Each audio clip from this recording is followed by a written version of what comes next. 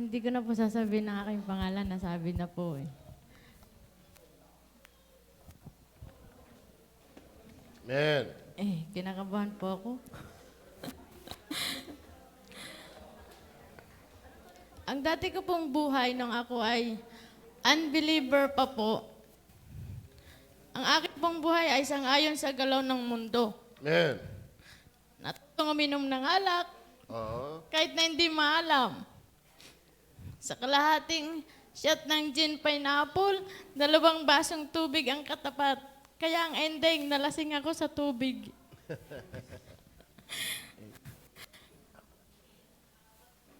Natuto din ako magbinggo kahit hindi rin po maalam. Dahil sa hindi pa ako maalam, sige lang akong lagay ng bato. Panalo na pala ako, tuloy pa rin ang paglalagay ng bato. Kaya ang ending, talo.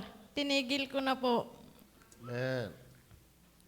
Ako po ay nakakilala sa Panginoon ng dahil sa panghihikayat ng aking mga anak Amen.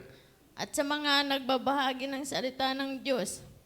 Kaya mga nanay, pag kayo niyakag ng inyong anak para magsimba, kayo ay sumama. Wag na ho kayong Amen. tumulad sa akin na umabot po ng 4 na taon ang paghihikayat sa akin ng aking mga anak. Nakakalungkot po dahil una silang nakakilala sa Panginoon bago po ako. Amen. Na dapat ako ang unang mag-aakit sa kanila. Hindi po naging madali ang naging buhay Kristiyano. Sinubok po kami ng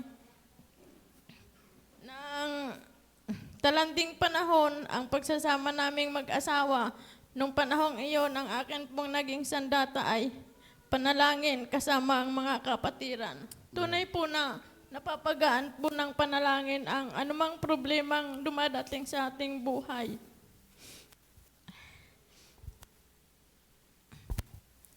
Ako po ay nagpapasalamat sa Panginoon dahil sa binuwag niya ang gawa ng kaaway. Muli po kaming nabuo, kaming pamilya.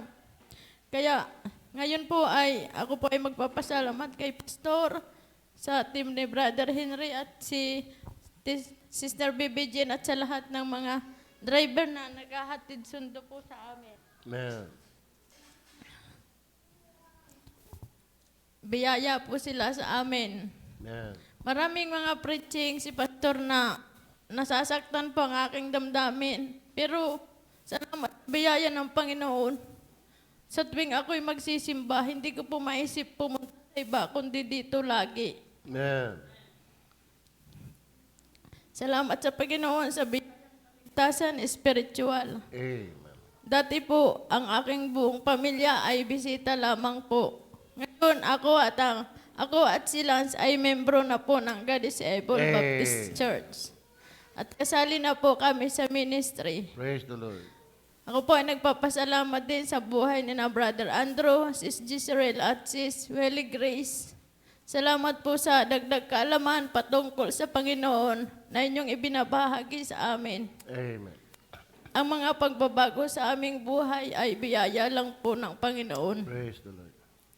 Sa akin pong anak na sila, alam ko marami siyang mga naririnig, maraming sinasabi patungkol sa kanya dahil ang gawain niya po sa bahay ay nahati na po. Yung iba dito, yung iba doon. Yung mga hindi niya nagagawa sa bahay, ako na pang gumagawa para makapunta siya dito. Amen. Dahil doon, may mga naririnig siyang mga salita. Kaya sabi ko sa anak ko, anak, huwag kang magpa-apekto. Amen. Magpatuloy lang tayo sa Panginoon. Praise the Lord. Sabi ko po sa kanya, minsan po kasi nakakasakit. Pero sabi ko, huwag mo na lang yung pansin. Dahil maging matatag ka para sa Panginoon, maging matatag tayo para sa Panginoon. Amen. Kaya, maraming salamat po, Pastor, dahil nariyan po kayo na naggagabay po kay Utoy. At sa amin pong pamilya, salamat po ng marami. Amen.